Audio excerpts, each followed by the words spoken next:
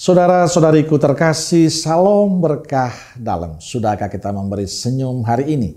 Senin 29 April 2024. Gereja memperingati Santa Katarina dari Siena, seorang perawan.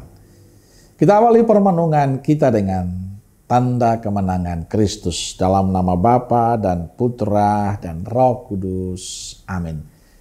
Permenungan kita diambil dari Injil Yohanes bab 14 ayat 21 sampai 26.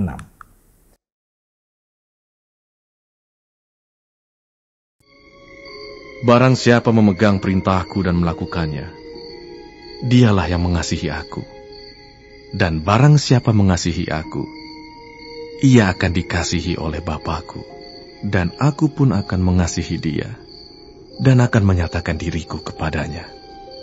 Yudas yang bukan Iskariot berkata kepadanya, Tuhan, apakah sebabnya maka engkau hendak menyatakan dirimu kepada kami dan bukan kepada dunia? Jawab Yesus, jika seorang mengasihi aku, ia akan menuruti firman-Ku, dan Bapa-Ku akan mengasihi dia, dan kami akan datang kepadanya dan diam bersama-sama dengan dia. Barang siapa tidak mengasihi aku, ia tidak menuruti firman-Ku.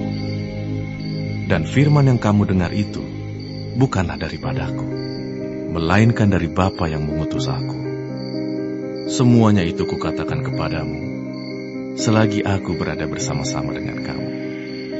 Tetapi penghibur, yaitu Roh Kudus, yang akan diutus oleh Bapa dalam namaku, dialah yang akan mengajarkan segala sesuatu kepadamu, dan akan mengingatkan kamu akan semua yang telah kukatakan kepadamu.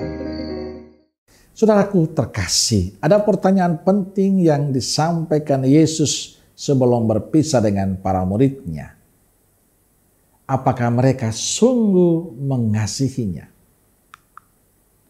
Yesus berkata, barang siapa memegang perintahku dan melakukannya, dialah yang mengasihi aku.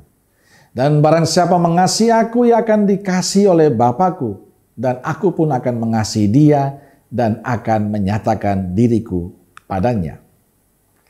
Yang disampaikan Yesus jelas.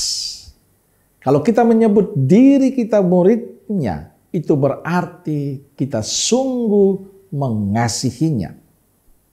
Ini penegasan untuk kita bahwa yang diharapkan Yesus dari kita yang menyatakan diri muridnya bukan sekedar kita dibaptis atau menjadi muridnya saja, tapi hidup dalam kasih kepadanya, mengasihi dia, mengikuti dan melaksanakan perintah-perintahnya. Firman Tuhan tidak hanya cukup didengar, dikagumi, tapi yang paling penting adalah kita melaksanakan dalam kehidupan kita setiap hari dengan saling mengasihi. Saat ini kita perlu lebih tekun. Menurut saya kita perlu lebih setia, perlu lebih bergairah untuk mewujudkan perintah kasih Yesus ini. Memang tidak mudah untuk mewujudkan kasihnya yang tulus, karena kita seringkali menuntut balasan. Tapi Yesus menjanjikan bahwa Roh Kudus akan menyertai kita dalam melaksanakan kasih-Nya. Roh penghibur, itu Roh Kudus, akan diutus oleh Bapa dalam namaku. Dialah yang akan mengerjakan segala sesuatu kepadamu dan akan mengingatkan kamu akan semua yang telah kukatakan kepadamu. Maka jangan pernah takut untuk mengasihi Tuhan dan sesama kita.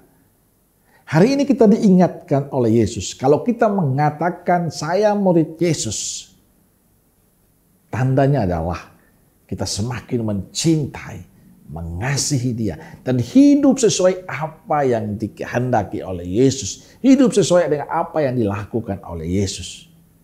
Memang banyak tantangan, tapi jangan takut, sebab Yesus mengutus Roh Kudus untuk menemani kita. Amin.